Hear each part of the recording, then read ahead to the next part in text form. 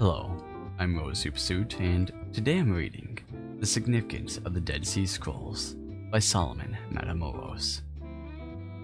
There are many individuals today that have a certain unfounded belief when it comes to the Holy Bible. The notion that it's been lost in translation is one of them. While to Catholics, this is farcical. For others, it's yet another strong reason for setting aside the faith. Despite almost 2 millennia of translations, scholarly research, etymology, and more not being sufficient, there's one thing that just might be. One of the most efficacious archaeological discoveries of the 20th century is the discovery of the Dead Sea Scrolls. The discovery of these scrolls occurred in the 1940s in a series of caves near the West Bank, which is bordered by Israel and Jordan. By a group of shepherds, they found the precious scrolls in a cache of large clay jars. This begs the question, who wrote it and when? And lastly, why is this discovery important?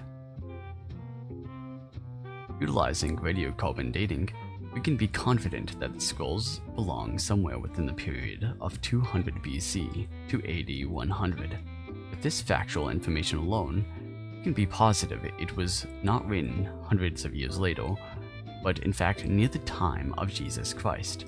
Using other methods involving historical pinpointing and referencing, however, one can possibly place it in the period of 37 BC to AD 71.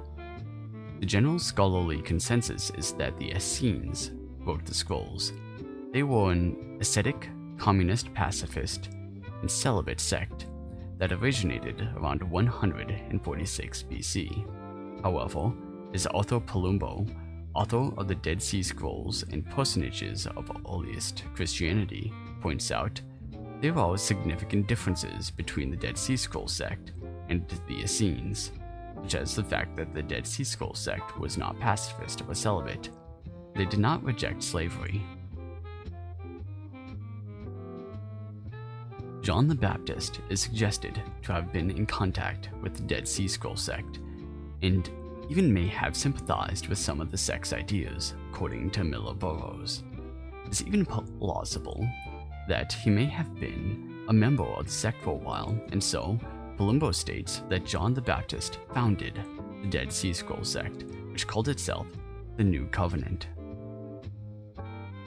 While the origins of the sect can be debatable, one thing is for sure, the contents of the Dead Sea Scrolls are fascinating. What has been discovered to date, there's still ongoing research, showcases the Old Testament as well as other manuscripts in different languages: Hebrew, Aramaic, Greek, and even Latin. The Old Testament manuscripts discovered here predates the previously earliest known complete Masoretic text by almost a millennium. Not only is it much older than the previously earliest known complete text, but the Dead Sea Scrolls are also almost stunningly identical to it, as decades of research and study have shown. With all this, Catholics have yet another confirmation that the Holy Bible has not been lost in translation throughout the centuries. The Dead Sea Scrolls were even put on display at the Vatican in the 1990s. The scrolls also showcase a key reason why the Church Magisterium is so important, because even without these scrolls, through the promise of Christ to protect the teaching of the Church, Catholics have long known that the Holy Bible was not lost in translation. It is with these scrolls that God has given us yet more proof of our beliefs. Jesus said to him, "Have you believed because you have seen me? Blessed are those who have not seen and yet believed." John chapter 20, verse 29. Next time you hear someone mention, "The Bible has been translated so many times it's far from its original message," bring up the Dead Sea Scrolls. We, as Catholics, have a God-given duty to defend the faith, and they will be more than surprised and hopefully pushed in the right direction when yet another unfounded belief is shown the light. If you enjoyed the video, make sure to like and subscribe. If you enjoyed the article, there's a link in the description below. You can follow Catholicism Coffee and press the applaud button 50 times. Let's see. 1, 2, 3. Alright, I'll do the rest later. That is all. and may God bless.